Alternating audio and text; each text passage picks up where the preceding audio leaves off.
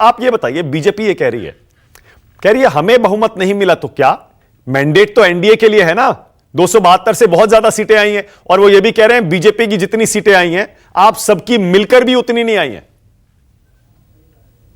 तो इस पर मुझे दो जवाब देने हैं। ये पूरा चुनाव नरेंद्र मोदी के नाम पर लड़ा गया, इसमें मोदी की गारंटी थी, उन्हीं के पोस्टर थे, उन्हीं की होर्डिंग थी, मैनिफेस्टो में भी उन्हीं की 63 तस्वीरें थी।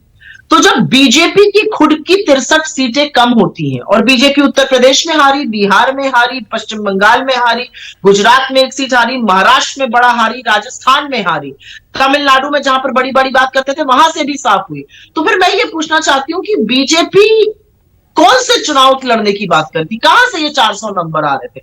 आप 400 की बात कर रहे थे, आपके नंबर 238 240 के आसपास क्या है, 63 आपकी सीटें पिछली बार से कम हुई है, तो आपकी तो बड़ी निर्णायक नैतिक हार है ये। अगर कोई और होता तो जो पार्लियामेंट्री डेमोक्रेसी का कस्टम होता है, अगर प्रधानमंत्री के नेतृत्व में उनकी पार्टी हारती है तो वो रिजाइन करते हैं। यहां पर तो प्रधानमंत्री कह रहे हैं हमारे, आपके लिए मैंडेट नहीं है, ये मैंडेट आपके खिलाफ है। अगर आपके लिए होता तो आपकी 63 सीटें कम नहीं होती, और एनडीए के घटक दल जो आज आपके साथ हैं उनसे आपके गहरे विरोधाभास रहे और आगे भी होंगे, और ये घटक दल आपसे छिटकेंगे, ये बात मैं पूरी शिद्दत के साथ कह सकती हूं।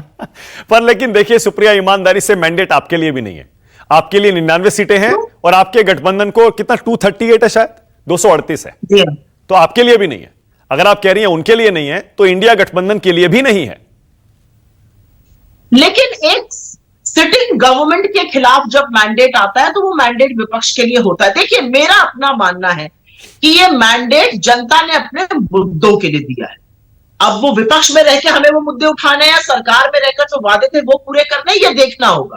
लेकिन जनता ने एक रिसाउंडिंग मैसेज दिया है कि हमें मुजरा और मंगलसूत्र और भैंस और टोटी से कोई मतलब नहीं है, हमें कोई फर्क नहीं पड़ता बायोलॉजिकल है कि नहीं है, हमें कोई फर्क नहीं पड़ता कि आप कुछ चीजों को जानते हैं नहीं, हम अपने मुद्दों पर चर्चा करना चाहते हैं।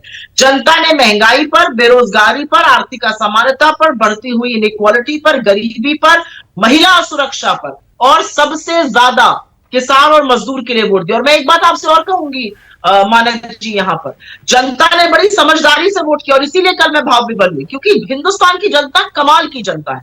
हिंदुस्तान की जनता ने देखा कि लखीमपुर किसान नरसंहार के मुख्य अभियुक्त के पिता को आपने गृह राज्य मंत्री बनाए रखा। हिंदुस्तान की जनता उठ खड़ी हुई और उस गाजर मूली की तरह जैसा रौंदा गया था उसका बदला लिया। उसने देखा वो राक्षस प्रज्वल रवन्ना को आप बढ़ाते हैं, हिंदुस्तान की जनता उठ खड़ी हुई, उसको हराया, उसका बदला लिया। हिंदुस्तान की जनता उठ खड़ी हुई, एक महिला है जिनका वजूद ही राहुल गांधी को गाली देने से है, वो दिन भर अपशब्द कहती थी, हिंदुस्तान की जनता ने उनका अहंकार तोड़ा और हमारे कार्यकर्ता ने आपको 1,64,000 से हरा दिया।